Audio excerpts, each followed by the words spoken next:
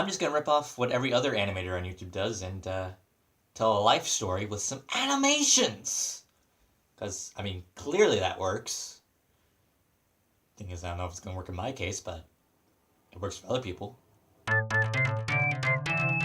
Animations. This is the story of one of my family's many road trips to Minnesota, also known as Tiny Pop. Because it's funny because it's like a small soda. It's a tiny pop.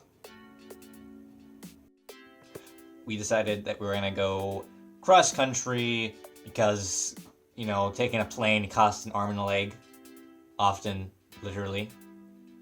Especially if there's a bomb. He said bomb, tackle him! Yeah! So, as we were driving cross country, we had to figure out something to do with the dogs, because we didn't have a sitter. Fortunately, they were pretty small dogs, so we decided just to take them with us. But, you know, and we had a pretty good sized minivan, so it wasn't too much of a problem. It's not like we were packed like sardines or anything. Okay, I'm lying. We were sardines. Only sardines that couldn't lay down. I mean, I was envious of one of those sardine cans. I mean, I wish I could sleep like that on a 3-day trip. By the way, it's 3 days to Minnesota driving, and we didn't take any breaks for hotels, so yeah. But anyway, I had to sit up in a minivan, surrounded by luggage, the entire 3-day trip. It was pretty interesting, and I was grumpy because, you know, I'm sitting up in a car with my family for 3 days with nowhere to go. So you can't just, like, jump out of the car whenever and, you know, take a walk. Think about your life. You have to sit there and wallow in your suffering. So yeah, the trip was pretty crazy, especially because my dad, he's a hardcore driver. I mean, basically every single time that we go on a road trip, he goes at least probably more than 24 hours. Probably more than 24 hours without getting any sleep, and he survives solely on the power of coffee. So anyway, let's get to the main part of the story. We were driving. It was our first day on the road. Well, first morning on the road. We started last night to avoid the traffic. But now it was morning, and I was sleeping in a really weird position. My face was smushed up against the window. My dog, Zeroa, she's cute and adorable. You've probably seen her in my videos before. She was laying on my lap.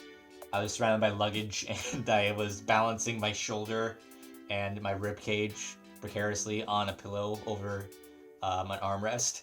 So yeah, it was an interesting position. But anyway, I'm just sleeping, you know, and then all of a sudden, you know, pop. I woke up and I was very calm about it. I had no idea what was going on. I turn around, there's literally black chunks of tire flying up to the point where you can see them out of the rear view mirror and window. It's like, what the heck?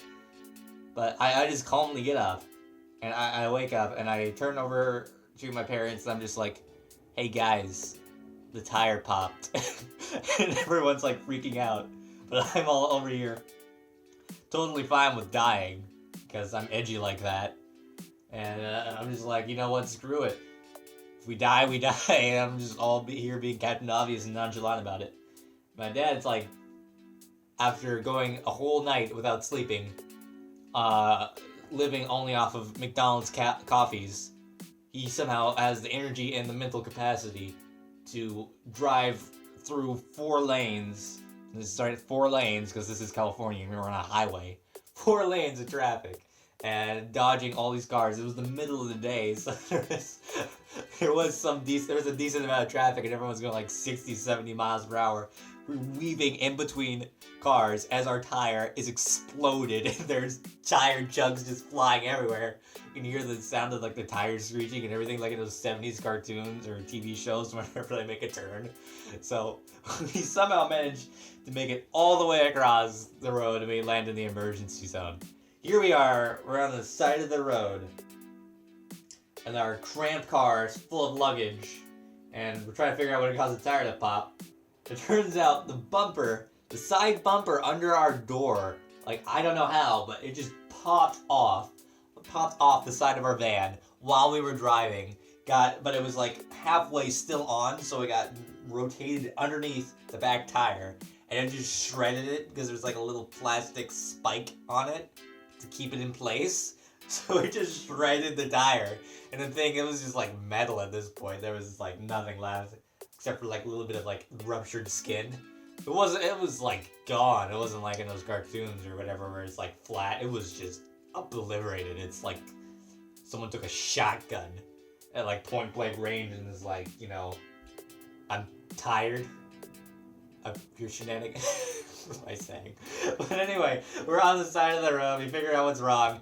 I'm standing there in this little dirt patch, and I'm just wearing my pajamas, a really weird t-shirt, a pair of sandals, and my hair is so messed up. I look like an anime character. I mean, I look like I just went total Super Saiyan in my sleep. I mean, it made sense though. I mean, my hair, I had long hair and you know, smudged up against the window all night. It's not really like a good combination. So I took the dogs on a walk around this little, like, I don't know, it was pretty big for like a highway sort of stopping point side area, whatever it was. One of those dirt patches with trees on them to make people feel like they're not driving through suburbia. It was one of those. So I'm standing there, people driving past the highway. I'm holding my dog in my arms. I got my hair spiked out. I'm in my sandals, I'm in my pajamas. And I say, screw it, you know, I just go over to the side of the street and I just piece off every single driver who's driving by, you know? I just give like a wonky smile. Like, hey, notice me. I am stupid. I don't know. I figured I was giving some people like a good laugh, but it didn't seem like anyone found it amusing. So it's kind of hard to tell when all you can see is like silhouettes. But yeah, eventually the AAA guy got there and we got to go back on the road. And I got to sit in the car for another 2 days, crammed like a sardine. So it was a win-win scenario, I'd say. Definitely a win-win scenario.